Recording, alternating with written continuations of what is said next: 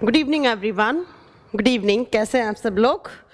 अच्छा, कुछ बच्चों को कंफ्यूजन है क्या? रोज तुम लोग आके कमेंट करते हो, अनुज करोली तुम कमेंट करते हो रोज आकर कि आज क्लास होगी कि नहीं होगी। बेटा क्लास तो डेली होती है और तुम मतलब 4 बजे ही कमेंट करने लग जाते हो। तुम 4 बजे ही कमेंट करने लग जाते हो कि मैम क्लास है कि नहीं है। जो टाइमिंग है 8 बजे का, तो तभी आया करें। चलिए, गुड इवनिंग एवरीवन। रजनीश, चंदन राउत, शिवा शर्मा, सचिन मासी, उदय कुमार, पंकज कुमार, बहुत सारे कुमार, जितने भी कुमार हैं उन सबको गुड इवनिंग। आशु यादव, अंशु यादव, ठीक है। चलो आज की क्लास स्टार्ट करते हैं हम। और मैम आपकी तबीयत कैसी है? बेटर, थोड़ी बेटर है बेटा, अभी थोड़ी ठीक है। चलो मैम आपका वेट 63। ये आपने क्या लिखा है मुझे कुछ समझ में नहीं आया। मैम मैंने ग्रुप डी और साइंस स्पेशल बैच लिया है। ग्रुप डी के बैच में क्या अंतर है? बेटा ग्रुप डी में साइंस में सिर्फ साइंस पढ़ोगे? ग्रुप डी कैसा क्वेश्चन पूछते हो तुम लोग यार, है? ग्रुप डी में जितने सब्जेक्ट आते हैं वो सब पढ़ाएंगे हम। आइए संजू, अभी मेरी तबीयत थोड़ी बेटर है, लेकिन थोड़ा 1-2 दिन में रिकवरी में टाइम लगता है, बाकी सब ठीक है।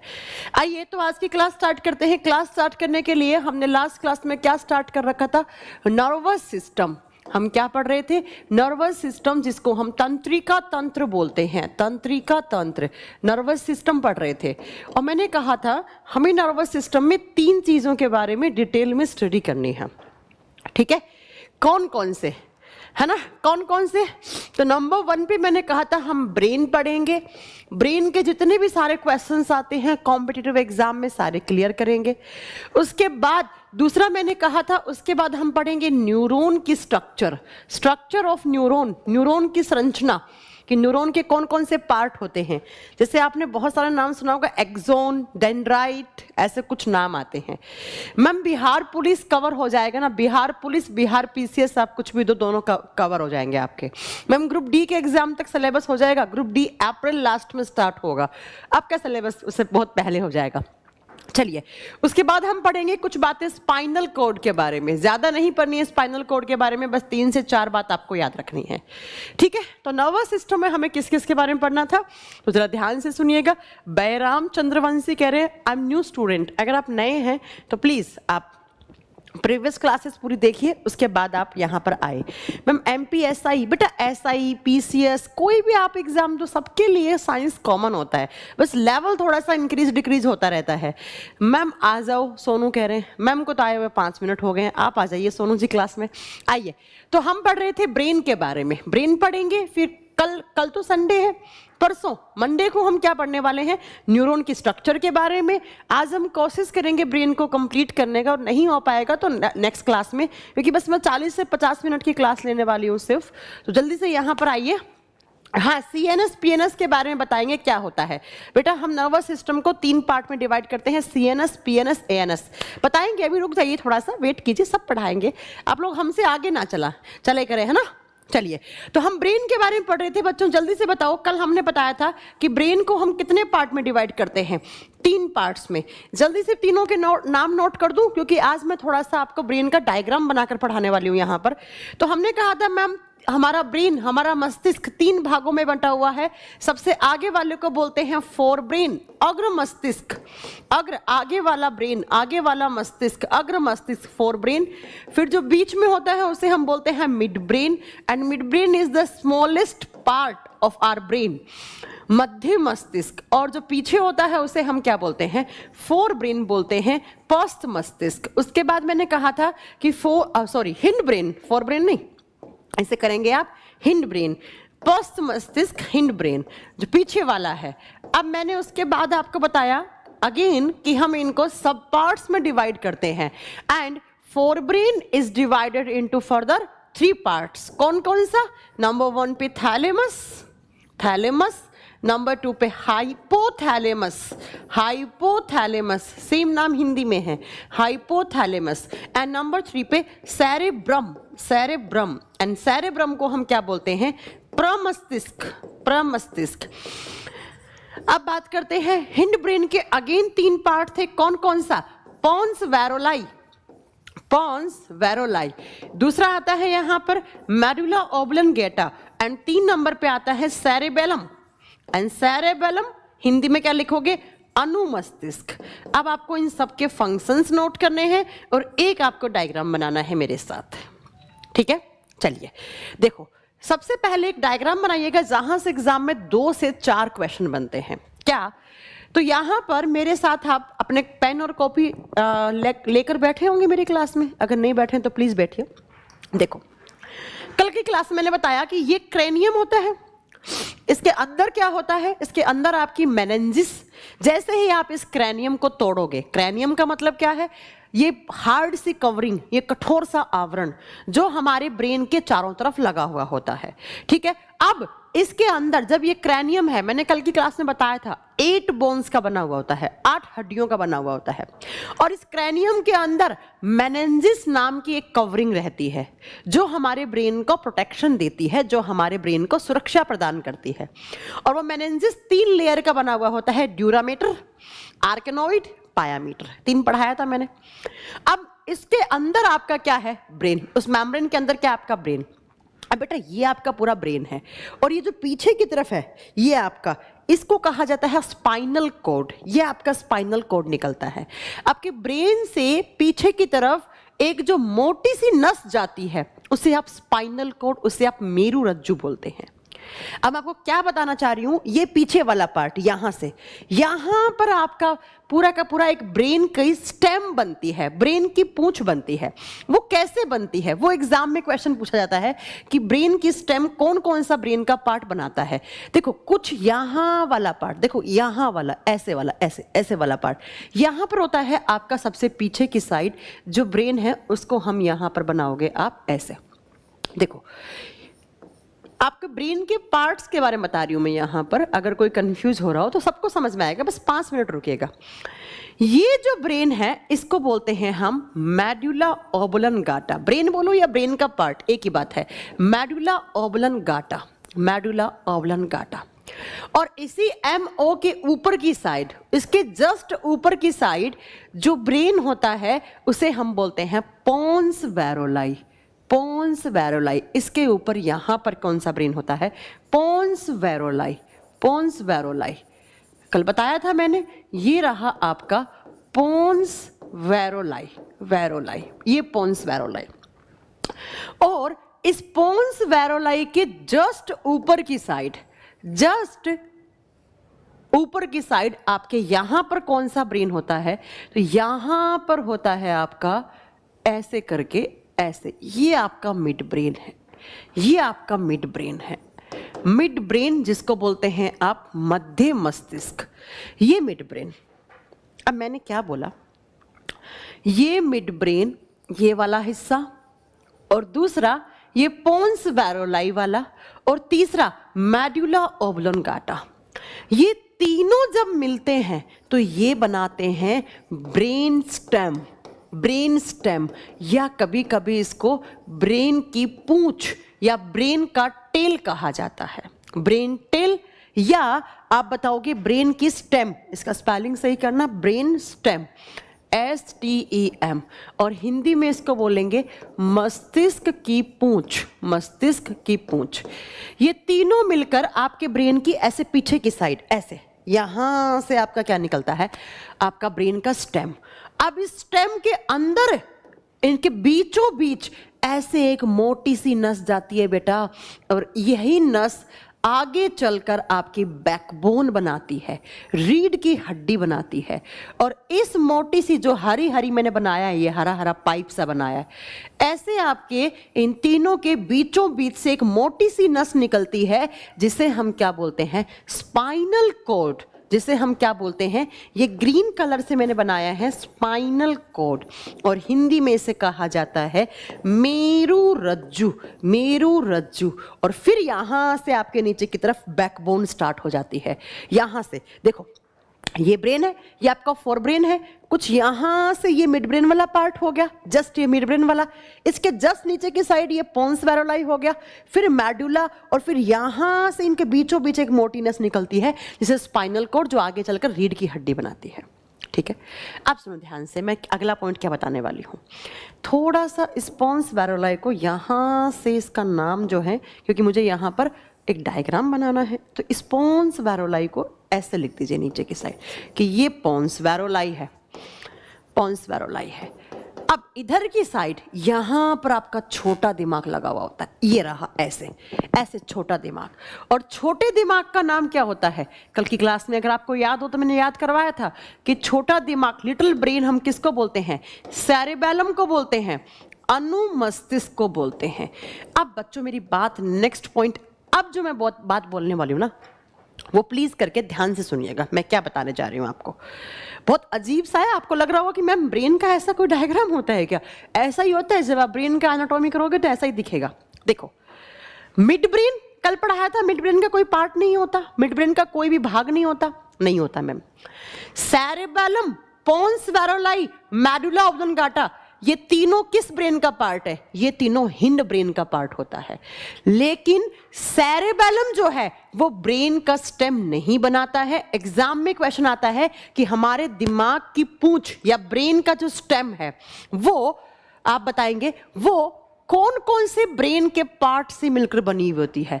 1 नंबर पर मिड ब्रेन, 2 नंबर पे पोन्स वैरोलाई, 3 नंबर पर मेडुला ऑब्लोंगाटा।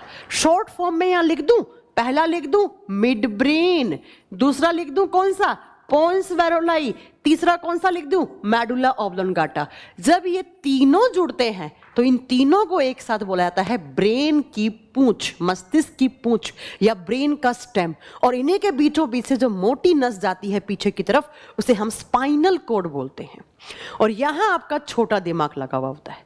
अब इसके ऊपर की साइड ऐसे फूल सा बना हुआ होगा जहां पर आपका फोर ब्रेन होगा। देखो बेटा, मिड ब्रेन का कोई पार्ट नहीं है और हिंड ब्रेन के तीनों लिख दिए, अब कौन सा बचा? Fore brain. तो ऐसे यहां से आपका ब्रेन का क्या होता है? एक फूल सा बना हुआ होता है। और इस फूल के अंदर वाले हिस्से में बेटा, कल की क्लास जरा याद कीजिए, मैंने कहा था सबसे बड़ा पार्ट कौन सा होता है? सेरेब्रम। इस फूल वाले पार्ट में इस वाले हिस्से को बोला जाता है थैलेमस। थैलेमस, थैलेमस को हिंदी में थैलेमस। और इसी के जस्ट नीचे वाले हिस्से को इसको कहा जाता है हाइपोथैलेमस। हाइपोथैलेमस। और जो ये बाकी का पार्ट बचा है, तो सबसे बड़ा पार्ट बेटा कल याद करो, मैंने कहा था अप्रोक्स 2/3 भाग में कौन सा ब्रेन का हिस्सा होता है? सेरेब्रम। ये जो बचा है ना फूल वाला हिस्सा, ये कौन सा ब्रेन है आपका? ये है सेरेब्रम।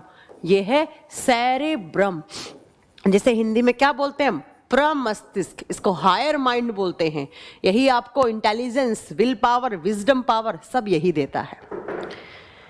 एक बार फिर से सुनिएगा मेरी बात, मैंने क्या बोला?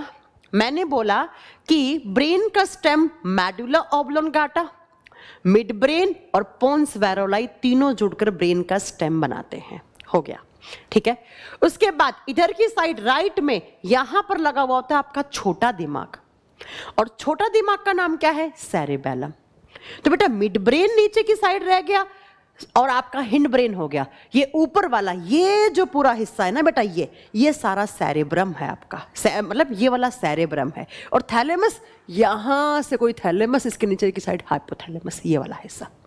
तो याद रखिएगा कि सबसे बड़ा 2/3 हिस्से में कौन सा है? तो 2/3 हिस्से में मैम सबसे बड़ा कौन सा हुआ?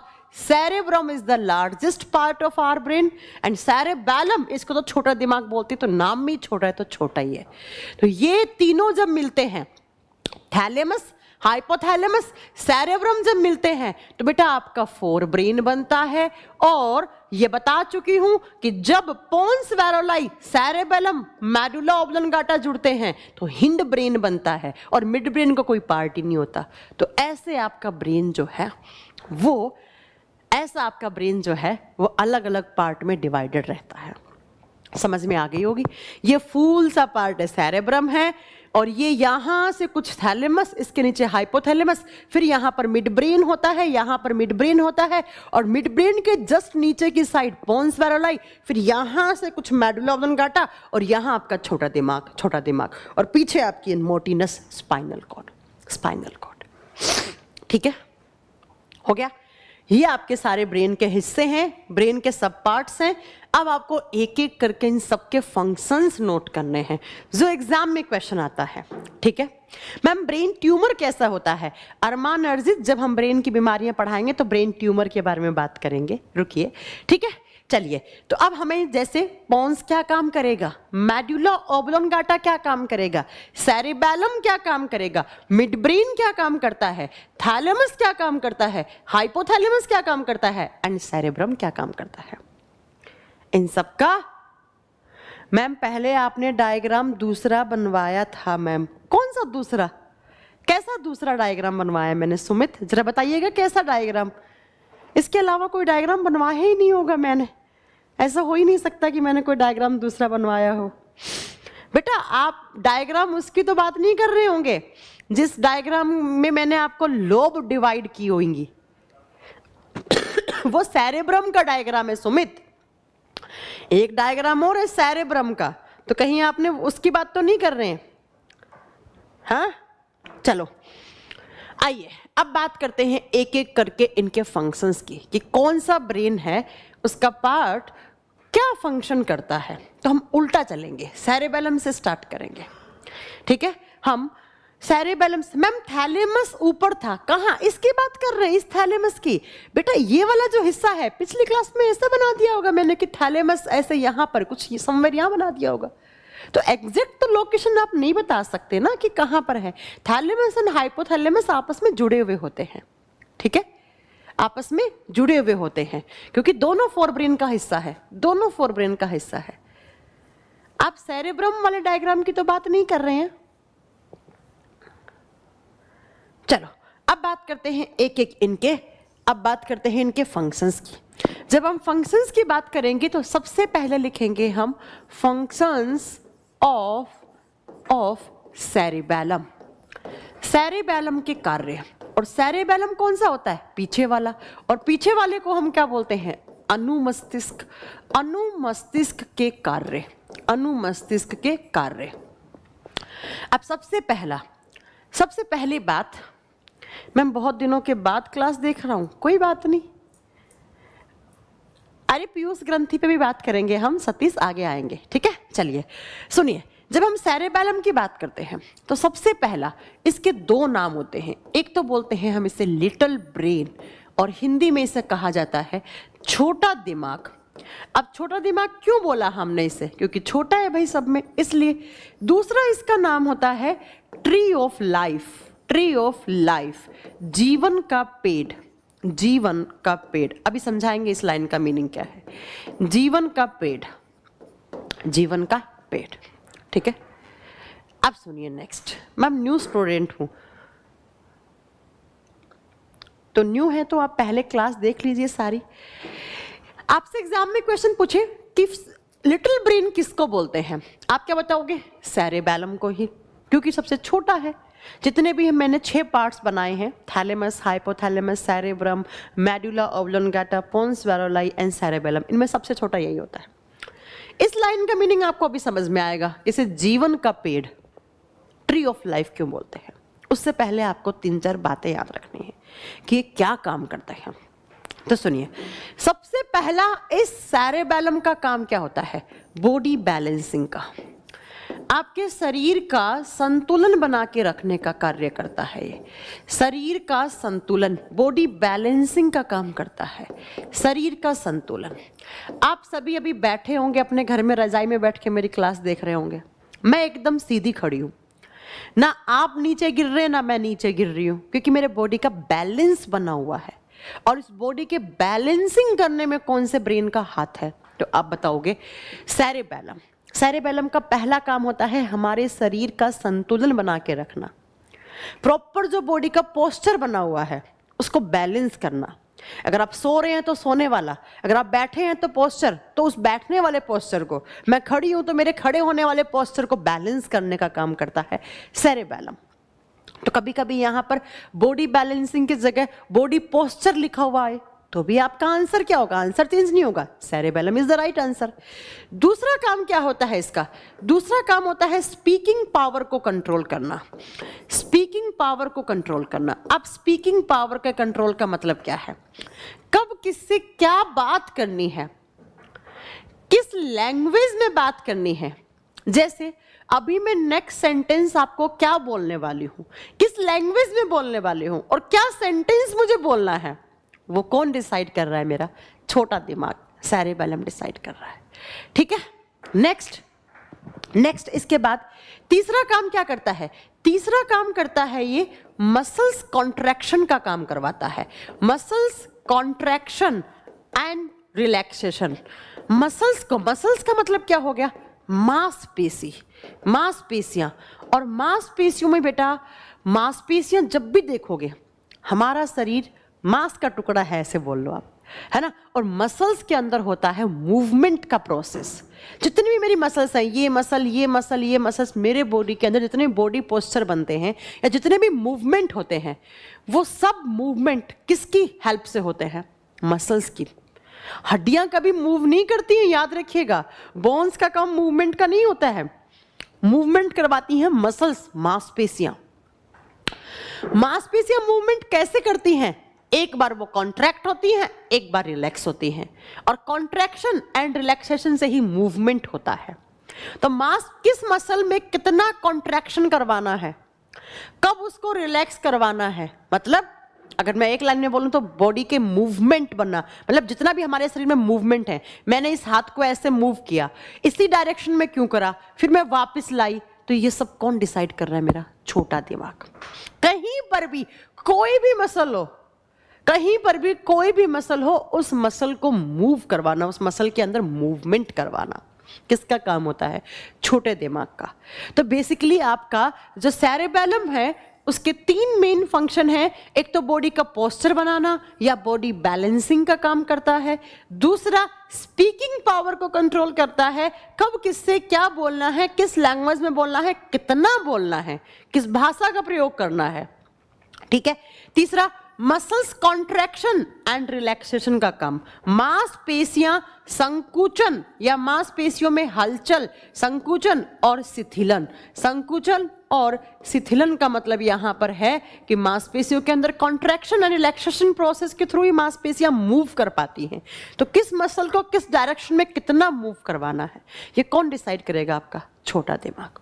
एग्जाम में सबसे ज्यादा क्या आता है, बॉडी बैलेंसिंग पर कौन सा ब्रेन का पार्ट काम करता है, आप आंसर क्या देंगे, सेरेबेलम, सेरेबेलम। अब बेटा एग्जाम में दो क्वेश्चन और आते हैं। क्या, एक क्वेश्चन आता है कि जब आप अल्कोहल का कंजप्शन बहुत ज्यादा मात्रा में कर लेते हो, एक्सेस, आप पॉइंट लगा कर लिखिएगा मेरे साथ, excess consumption of alcohol, excess consumption of alcohol effects on cerebellum, ज्यादा मात्रा में ली गई शराब अनुमस्तिष्क पर प्रभाव डालती है। अगर आप अल्कोहल का कंजप्शन बहुत ज्यादा करते हो, बहुत ज्यादा आपने अल्कोहल ली हुई है, कंज्यूम की हुई है, तो वो सीधा और सीधा जाकर किसको डीएक्टिवेट करेगी, सेरेबेलम पर। आपने इथेनॉल ली, जितनी भी शराब होती है पीने वाली वो सब इथेनॉल से ही बनती है। जैसे ही इथेनॉल ली तो इथेनॉल के अंदर जो हार्मफुल कंपाउंड्स हैं लाइक एसीटोन, एसिटेल्डिहाइड, ये आपके जो भी आप जिससे भी मतलब जो हार्मफुल आपके कंपाउंड्स होते हैं, तो वो सब हमारे खून में घुलकर हमारे ब्रेन तक आते हैं। और ब्रेन के कौन से हिस्से में आएंगे, सेरेबेलम में, और सेरेबेलम में आकर उस सेरेबेलम को कुछ समय के लिए ब्लॉक कर देंगे। इसको डीएक्टिवेट कर दिया, इसे ब्लॉक कर दिया। तो बेटा जब ज्यादा शराब पीते हो तो कौन से ब्रेन पर प्रभाव पड़ा, सेरेबेलम पर। अब सेरेबेलम को पता नहीं है भाई क्या काम कर रहा था मैं, उसको नशा हो गया। तो अब जब सेरेबेलम को नशा हो गया तो सेरेबेलम के काम प्रॉपर नहीं हो पाएंगे। अब क्या क्या काम नहीं हो पाएगा, सबसे पहला बॉडी बैलेंसिंग। तो बेटा जिसने ज़्यादा शराब पी हो उसके कभी बॉडी बैलेंसिंग होती ही नहीं है, आप खुद जानते हैं बात। कभी इधर लड़खड़ा के गिरता है, कभी उधर गिरता है, कभी इधर, कभी इस नाले में, कभी उस नाले में। देखा होगा आपने, बहुत सारे वीडियोज आते रहते हैं फेसबुक एंड ऑल पे। दूसरा, उसकी स्पीकिंग पावर पे कंट्रोल होगा या नहीं? नहीं, वो कुछ भी बोल सकता है। जैसे आपने सुना होगा बहुत सारे लोग शराब पीकर सच्चाई उगल देते हैं, उसका कंट्रोल नहीं है स्पीकिंग पावर पर कि किसके सामने बैठा हूं, क्या बोल रहा हूं मैं। तीसरा, muscles contraction, muscles movement proper नहीं हो पाएगा, उसका मसल्स मूवमेंट प्रॉपर नहीं हो पाएगा। आप अगर किसी इंसान ने ज्यादा शराब पी रखी हो तो कभी आप उसको मतलब ऐसे उसको कहीं हिलाकर एक डायरेक्शन में उसे गिरा दीजिए, जब तक उसकी उतरेगी नहीं उसी डायरेक्शन में पड़ा रहेगा, क्योंकि उसके मसल्स मूवमेंट पर कोई भी उसका कंट्रोल नहीं है। क्यों? क्योंकि उसका सेरेबेलम अभी डीएक्टिवेटेड है। तो एग्जाम में क्वेश्चन आता है कि excess consumption of alcohol effects on which part of brain? कौन सा? सेरेबेलम। ठीक है, इसीलिए कहा जाता है don't drink and drive. Drink करके आप ड्राइव ना करें, क्योंकि ड्राइव करेंगे तो आपको गाड़ी का बैलेंस बनाना पड़ेगा, लेकिन आपने पी रखी है, आपका सेरेबेलम काम नहीं कर रहा, तो आपका खुद का ही बैलेंस नहीं बन रहा, और जब खुद का ही बैलेंस नहीं बन रहा तो आप गाड़ी का कैसे बैलेंस बना लोगे? इसलिए कहा जाता है डोंट ड्रिंक एंड ड्राइव। ठीक है, तो इस बात को याद रखिएगा कि बॉडी बैलेंसिंग का, स्पीकिंग पावर का, और हमारे बॉडी में कहीं पर भी कोई मसल है उस मसल पे मूवमेंट करवाने का काम किसका होता है? आप बताओगे सेरेबेलम का।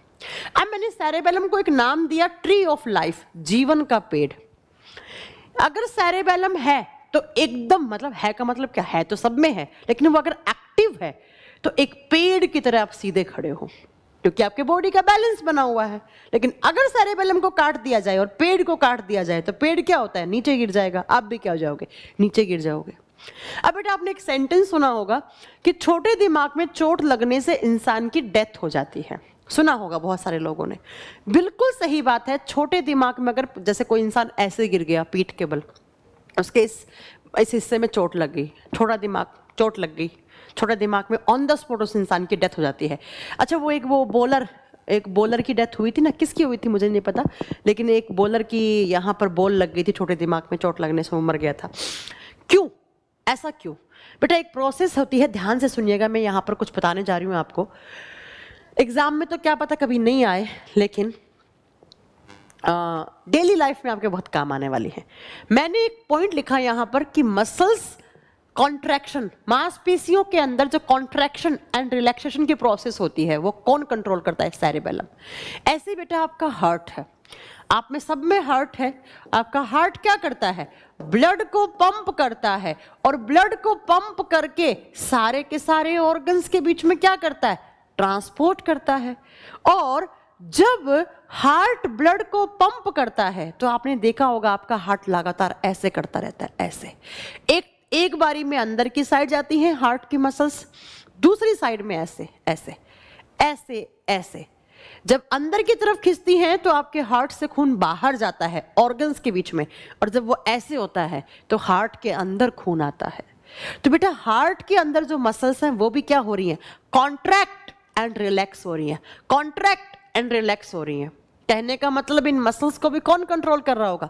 छोटा दिमाग, क्योंकि मैंने बताया है कॉन्ट्रैक्शन एंड रिलैक्सेशन की प्रोसेस किसके द्वारा कंट्रोल की जाती है? सेरेबेलम के द्वारा। तो अगर मेरे छोटे दिमाग में चोट लगी तो बताओ क्या मेरा हार्ट कॉन्ट्रैक्ट और रिलैक्स करेगा? नहीं करेगा।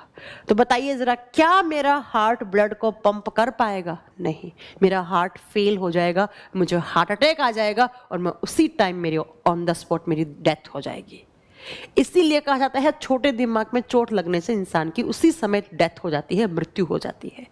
ठीक है, चलिए, तो हार्ट ब्लड को पंप नहीं करेगा, और जब ब्लड में क्या होती है? ब्लड में क्या घुली हुई होती है? ऑक्सीजन। तो बेटा जब ब्लड ही नहीं गया ऑर्गन्स के बीच में तो ऑक्सीजन नहीं जाएगा, और इंसान का हार्ट भी फेल हो जाएगा, बाकी सारे ऑर्गन धीरे धीरे काम करना बंद कर देंगे, इंसान की डेथ हो जाती है। इसीलिए कहता है छोटे दिमाग में चोट लगने से डेथ हो जाती है। मुझे लगता है कि मैंने यहाँ पर आपका ये डाउट क्लियर कर दिया होगा। तो सेरेबेलम के 3 फंक्शन थे, इसे जीवन का पेड़ और इसे छोटा दिमाग के नाम से जानते हैं, ये बात आप याद कर लीजिएगा। अब आते हैं दूसरा कौन सा? किसके फंक्शन लिखोगे? आप लिखोगे function of medulla oblongata. MO, मैंने MO लिख दिया, आप समझ जाएंगे मुझे उम्मीद है। लिखेंगे हिंदी में मेडुला ऑब्लोंगाटा के कार्य, मेडुला ऑब्लोंगाटा के कार्य, ये क्या काम करता है? ऑब्लोंगाटा के कार्य, इसका काम क्या होता है?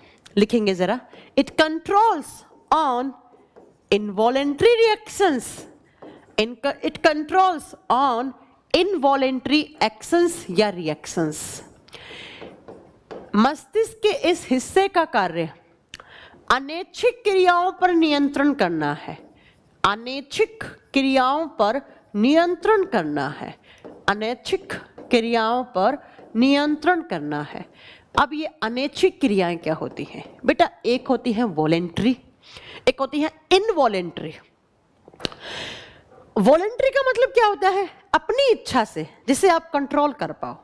इनवॉलेंट्री का मतलब क्या होता है? अनैच्छिक, जिस पर आपका कोई कंट्रोल ना हो। अनैच्छिक क्रियाएं वो क्रियाएं जो अपने आप स्टार्ट होती हैं, अपने आप खत्म होती हैं, और उस पर मेरा कोई कंट्रोल नहीं है। मेरे शरीर के अंदर होने वाली वो वाइटल रिएक्शंस जिनके ऊपर मेरा कोई कंट्रोल नहीं है, मैं चाहकर भी उन्हें कंट्रोल नहीं कर सकती, तो वो सब रिएक्शंस क्या कहलाती हैं? Involuntary reactions. और इन सारी की सारी इनवॉलेंट्री रिएक्शंस को कौन कंट्रोल करता है? मेरा ब्रेन। और ब्रेन का कौन सा हिस्सा? Medulla oblongata, medulla oblongata. अब मैम ये इनवॉलेंट्री रिएक्शंस को भी हम दो कैटेगरी में डिवाइड करते हैं, देखिए कौन कौन सी। एक तरफ लिखेंगे वाइटल रिएक्शंस, वाइटल रिएक्शंस, और हिंदी में कहा जाता है जैविक क्रियाएं, जैविक क्रियाएं। इनवॉलेंट्री रिएक्शंस को आप दो हिस्सों में डिवाइड कर देते हो, दो हिस्सों में बांट देते हो। पहला कौन सा? वाइटल रिएक्शंस, एंड दूसरा कौन सा? Accessory reactions, accessory reactions. और एक्सेसरी रिएक्शन को हिंदी में कहा जाएगा सहायक क्रियाएं, सहायक क्रियाएं। अब मेरी बात को जरा ध्यान से सुनना, सहायक क्रियाएं, ध्यान से सुनिएगा मेरी बात को। Vital reactions and accessory reactions, ये दोनों ही इनवॉलेंट्री रिएक्शन है। फिर मैम डिफरेंस क्या हुआ इन दोनों के बीच में? तो मेरी पॉइंट को ध्यान से सुनिएगा। ये भी हमारे शरीर में होती हैं, ये भी हमारे शरीर में होती हैं, इस पर भी हमारा कंट्रोल नहीं है, इस पर भी हमारा कंट्रोल नहीं है। ये भी इनवॉलेंट्री है नेचर में, ये भी इनवॉलेंट्री है। फिर मैम डिफरेंस क्या हुआ? तो सुनिए, ये वो इनवॉलेंट्री रिएक्शंस हैं जिनकी एब्सेंस में आपकी डेथ हो जाएगी, आपके शरीर की मृत्यु हो जाएगी। ऐसी इनवॉलेंट्री रिएक्शंस जिन पर आपका कोई कंट्रोल नहीं है, लेकिन अगर वो नहीं हुई ना किसी दिन तो आप मर जाओगे। दूसरी साइड क्या है? ऐसी इनवॉलेंट्री रिएक्शंस जिन पर हमारा कंट्रोल नहीं है, लेकिन अगर वो नहीं भी हुई तो आप मरोगे नहीं। Body doesn't die, doesn't die. कहने का मतलब है कि इधर की साइड अगर नहीं हुई, अगर नहीं हुई तो कोई बात नहीं, आप मरोगे नहीं, डजंट डाई, आपकी डेथ नहीं होगी। लेकिन दोनों ही नेचर में कैसी हैं? दोनों ही नेचर में इनवॉलेंट्री हैं। जैसे मैम एग्जाम्पल, पहले इसको समझो फिर वो अपने आप समझ जाओगे आप। बेटा वाइटल रिएक्शंस क्या होती हैं? Reactions that are involuntary in nature but in its absence body can die. वो अनैच्छिक क्रियाएं जिनकी अनुपस्थिति में शरीर की मृत्यु हो जाएगी। मतलब जिंदा रहने के लिए जो बेसिक क्रियाएं हैं वही आपको लिखनी है यहाँ पर। आप खुद आप कॉमन सेंस लगा के बता सकते हैं कि अगर क्या क्या प्रोसेस नहीं होगा आपके शरीर के अंदर, आपके जो शरीर का ये मशीनरी सिस्टम है इसके अंदर क्या क्या नहीं होगा कि आप मर जाओगे। तो बेटा देखिए फॉर एग्जाम्पल रेस्पिरेशन, आप सब जानते हैं रेस्पिरेशन इनवॉलेंट्री है।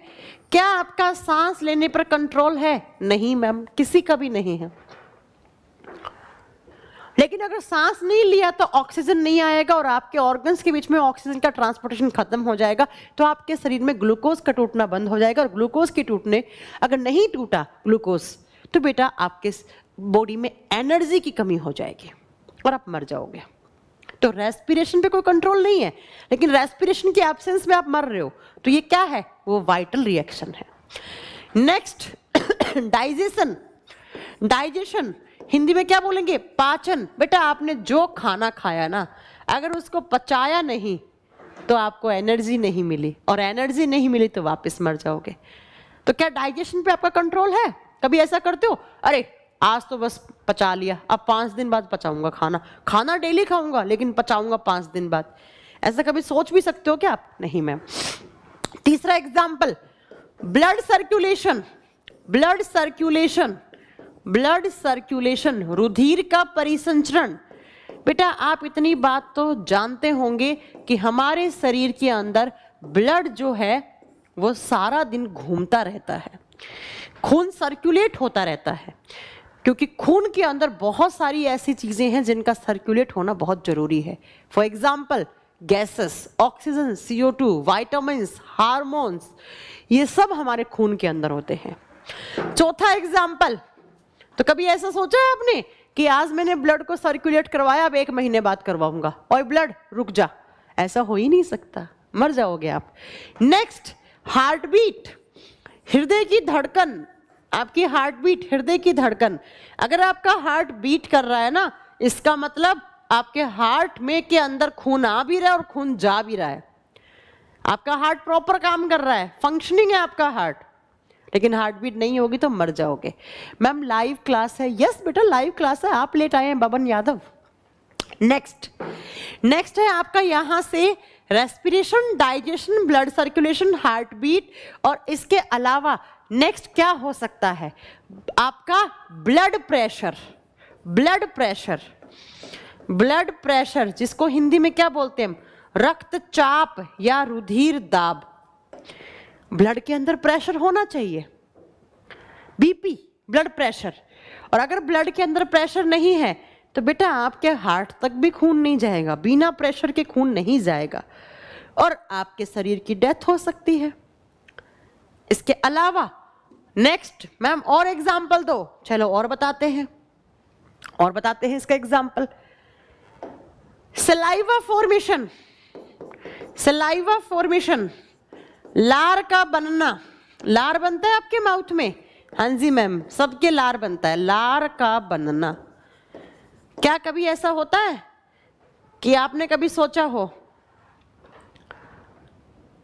कि आज लार बना लेता हूं, फिर 1 महीने तक लार नहीं बनाऊंगा? कोई कंट्रोल है? नहीं। अब मैम लार के ना बनने से क्या हो रहा है?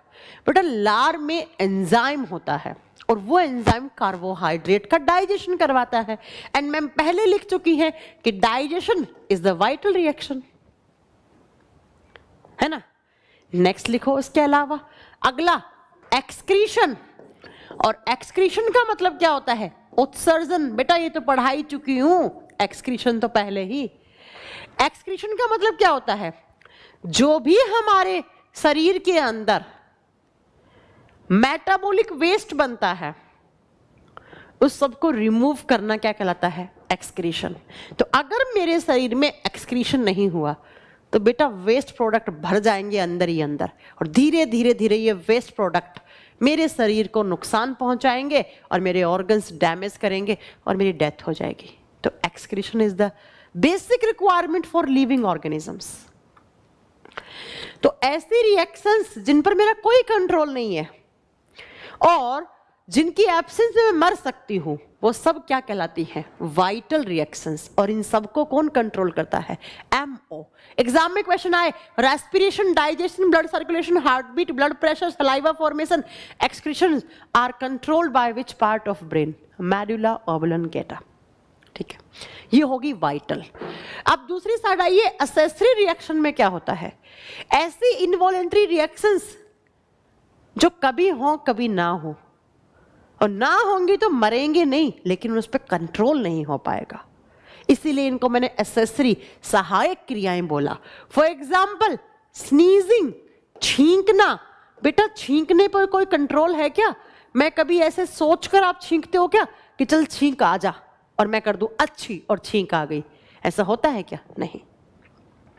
और छींक नहीं आएगी तो क्या मर जाओगे क्या? नहीं मैम।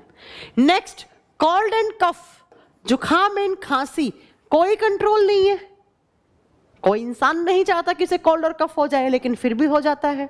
नेक्स्ट, इसके बाद आप बताओगे अगला, स्नोरिंग, खरांटे लेना। खरांटे लेने पे कंट्रोल है? बहुत सारे लोग बहुत खतरनाक खरांटे लेते हैं, जैसे आपके अंकुर सर। अभी हम लोग वहां गए थे उत्तराखंड ट्रिप पे, तो गलती से एक दिन हम सब लोग एक ही हॉल में सोए, 15-16 लोग। अंकुर सर की जो खरांटे है, ऐसे खरांटे की कोई इंसान सो ही नहीं पाया पूरी रात, उनके अलावा कोई नहीं सो पाया। तो खरांटों पे कोई कंट्रोल नहीं है, लेकिन अगर खरांटे नहीं लेंगे तो मर थोड़ी जाएंगे आप। अगली देखिए, अगला है हिकअप्स, हिचकी आना। हिचकी आना क्यों आती है हिचकी? बहुत सारे लोग बोलते हैं मैम हिचकी तब आती है जब आपको कोई याद करता है, और वो गलत होते हैं। बताऊंगी मैं आपको जब रेस्पिरेटरी सिस्टम करवाऊंगी कि हिचकी क्यों आती है। तो क्या हिचकी आने पर कोई कंट्रोल है? नहीं मैम। और अगर हिचकी नहीं आएगी तो क्या मर जाओगे? अरे नहीं मैम, ऐसी फालतू बातें नहीं करो आप। तो आपसे एग्जाम में क्वेश्चन क्या क्या पूछा जाएगा? छींकना, खांसी आना, स्नोरिंग, उसके बाद वोमिटिंग। हाँ, वोमिटिंग यही आएगा बेटा, आप वोमिटिंग लिख सकते हैं। योनिंग, उबासी लेना। उबासी लेना कोई कंट्रोल नहीं है। वोमिटिंग, उल्टी आना, वोमिटिंग वाला बहुत बार पूछ लिया जाता है। उल्टी आने पर कोई कंट्रोल है? नहीं। लेकिन नहीं आ रही तो क्या मर थोड़ी जा रहे हैं। एक और लिखो, ब्लिंकिंग ऑफ आईज, आंखों का छपकना। कंट्रोल है आंखों के छपकने पे? हाँ भाई, कोई कोई इंसान जब ज्यादा ही प्रैक्टिस करता है तो 2 से 4 मिनट तक अपनी आंखों को ब्लिंक होने से रोक सकता है, लेकिन ये थोड़ी 3 दिन के लिए आंख उसकी छपकी नहीं है ना। लेकिन छपकती नहीं है तो मरते नहीं है, ऐसा नहीं है। तो ये sneezing, cold and cough, snoring, fart, fart भी यहीं आएगा, hiccups, yawning, vomiting, blinking of eyes, they all are accessory reactions. और ये नेचर में क्या है, इन सब की प्रकृति क्या है? इन सब की प्रकृति, ये प्रकृति में कैसे हैं? इनवॉलेंट्री, अनैच्छिक। इसीलिए हमने 2 कैटेगरी में डिवाइड किया। इधर की साइड वो अनैच्छिक क्रियाएं जिनकी एब्सेंस में आप मर सकते हो, इधर की साइड जिनकी एब्सेंस में आप मरोगे नहीं, लेकिन होती तो वो भी है, लेकिन कंट्रोल उन पर भी नहीं है। और ये सब किससे कंट्रोल होती है? MO। MO बोले तो मेडुला ओब्लांगेटा। तो एग्जाम में क्वेश्चन आए, स्नीजिंग, हिकअप्स, योनिंग, वॉमिटिंग किसके द्वारा कंट्रोल की जाती है? Medulla oblongata. रवि रंजन कुमार, आप 9 बजे आ रहे हो, उसके बाद आप बोल रहे हो मैम लाइव क्लास है। बट लाइव ही है क्लास, कुछ तो आते हैं बस एक कमेंट करके निकल जाते हैं लाइव क्लास है। पढ़ाई पे ध्यान दो, ठीक है। तो ये सब किसके द्वारा कंट्रोल की जा रही है? मेडुला ओब्लांगेटा द्वारा। ठीक है, समझ में आ गया। तो हमने 2 ब्रेन के फंक्शन पढ़ लिए हैं। आज मैंने PDF डलवा दी है इंग्लिश में, देख लेना। अब बेटा PDF ना ही चिल्लाओ तो अच्छा है, अपने खुद के नोट्स प्रिपेयर करो। एक एक चीज मैं बोर्ड पे लिख रही हूँ, जो नहीं लिख रही हूँ वो ऑरली आपसे बोल रही हूँ। आप ऑरल जो बोली गई चीज है उनको आप नोट कीजिए, अपने नोट्स खुद से बनाएं, वही आपके काम आते हैं। और अपना लिखा हुआ ना बहुत दिनों तक आपके ब्रेन में स्टोर हो जाता है। तो हमने आज 2 ब्रेन के पार्ट पढ़ लिए। कौन कौन सा? सेरेबेलम, और दूसरा कौन सा? Medulla oblongata. ठीक है, अब किसी का कोई डाउट हो तो मुझसे पूछ सकता है जल्दी से। हाँ जी, फिर हम अगली क्लास में यहीं से स्टार्ट करेंगे। बस बेटा 1-2 दिन का मुझे थोड़ा सा ना पाँव से ना खड़ा होने में थोड़ा सा दिक्कत आ रही है, थोड़ा वीकनेस सी है, कमजोरी सी है, इसलिए बस मैं 1-1 घंटे की क्लास ले रही हूँ आपकी। 1 घंटे आपके पढ़ाया, 1 घंटे बस एक बैच हो रहा है उसको पढ़ा रही हूँ। इसके अलावा मैं किसी बैच में क्लास भी नहीं ले रही हूँ, ठीक है। मैम हिंदी में भी डलवा दो, हिंदी में भी डलवा चुकी हूँ मैं। और PDF चिल्लाने की जरूरत नहीं होती बेटा, खुद से अपने नोट्स प्रिपेयर करो, किसी के नोट्स काम में नहीं आते। At the end of day आपके नोट्स आपकी राइटिंग से बने हुए आपको सबसे पहले समझ में आएंगे। हम लूप ऑफ हेनले और अरमान अर्जित लूप ऑफ हेनले पढ़ाया था मैंने कि नेफ्रॉन की स्ट्रक्चर में ऐसे जो झूला बना हुआ होता है उसे लूप ऑफ हेनले बोलते हैं। बताइए जरा क्या डाउट है? मैम PDF में समझ में नहीं आ रहा है, कोई बात नहीं, आप 1 वीक या 15 दिन का टाइमिंग दो। मैं बहुत अच्छे नोट्स प्रिपेयर करवा रही हूँ एक बच्चे से जो बहुत बढ़िया नोट्स बना रहा है। तो वो जैसे ही बना देगा तो पूरी की पूरी PDF एक साथ मैं आपको भेज दूंगी, एक साथ लगवा दूंगी, ठीक है। बस 1 वीक का हार्डली मुझे 10 से 12 दिन चाहिए। मैम हम अपना दिमाग कितना यूज करते हैं? बेटा ऐसा कहा जाता है कि जब आप जन्म लेते हैं और जब तक आप मरते नहीं हैं तो आप अपना 2 से 2.5% या 3% तक या 3.5% तक ब्रेन यूज करते हैं, इससे ज्यादा नहीं करते हैं आप। बाकी का अप्रोक्स 95-96% आपका वेस्ट चला जाता है। ऐसा कहा जाता है न्यूटन और आइंस्टीन ने अपना 5%, 4.5-5% दिमाग काम में लिया था। अब देखिए 4.5 और 5% काम में लेकर वो न्यूटन और आइंस्टीन बन गए और हम एक साधारण आदमी है। ठीक है,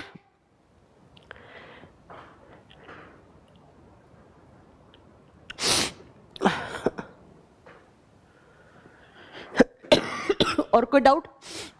मैम एंडोक्राइन की पीडीएफ ओपन नहीं हो रही है, अभी बोल देती हूँ मैं ये चीज। ठीक है बेटा, अभी थोड़ा सा गला भी खराब है, थोड़ी कमजोरी से भी है। 1-2 दिन में आपकी रेगुलर मंडे से ठीक से क्लास 1.5 घंटे की लूंगी, अब 1-1 घंटे पढ़ लीजिए, बहुत है। हो गया। नोट्स आप लोगों के लिए मैं हिंदी और इंग्लिश दोनों मीडियम में बहुत अच्छे नोट्स बनवा रही हूँ। थोड़ा सा टाइम देना होगा, इस मंथ के एंड तक मैं प्रॉपर सारे नोट्स आपको अपलोड करवा दूंगी। ठीक है, बाकी मैं तो यही बोलूंगी, देखो मेरा तो नैतिक दायित्व है आपको नोट्स अवेलेबल करवाना, जब मैंने बोला है तो करवाऊंगी, लेकिन मैं तो यही कहूंगी आप अपने नोट्स खुद से प्रिपेयर करें। एक बच्चा कह रहा है मैम नोटिफिकेशन नहीं आता है। अगर आपके पास नोटिफिकेशन नहीं आ रहा है ना बेटा, तो इसके में आपकी प्रॉब्लम है। आपने या तो एप्लीकेशन को एक से ज्यादा डिवाइस में ऑन कर रखी होगी, या आपके फोन में नोटिफिकेशन वाला बटन ऑन नहीं होगा। हमारी तरफ से प्रॉपर नोटिफिकेशन जाता है क्लास का। Ma'am BPSC question, what is true fruits? ऐसा फल जो फीमेल फ्लावर के ओवरी से बनता है उसे ट्रू फ्रूट बोलते हैं, और ओवरी को छोड़कर किसी अदर पार्ट से फल बन जाता है उसे फॉल्स फ्रूट बोलते हैं। For example strawberry, for example Apple, for example खजूर। पढ़ाऊंगी आगे जिसने बोला है। ठीक है, सानी कह रही है मैम नोट्स खुद से बना रहे हैं, बहुत बढ़िया। मैम ब्रेन का वजन घटता है, बिल्कुल घटता है। ऐसा कहा जाता है 26-28 ईयर्स के बाद हर साल 0.02 ग्राम आपके ब्रेन का वजन कम होता जाता है। 0.03 ग्राम कम होने लग जाता है।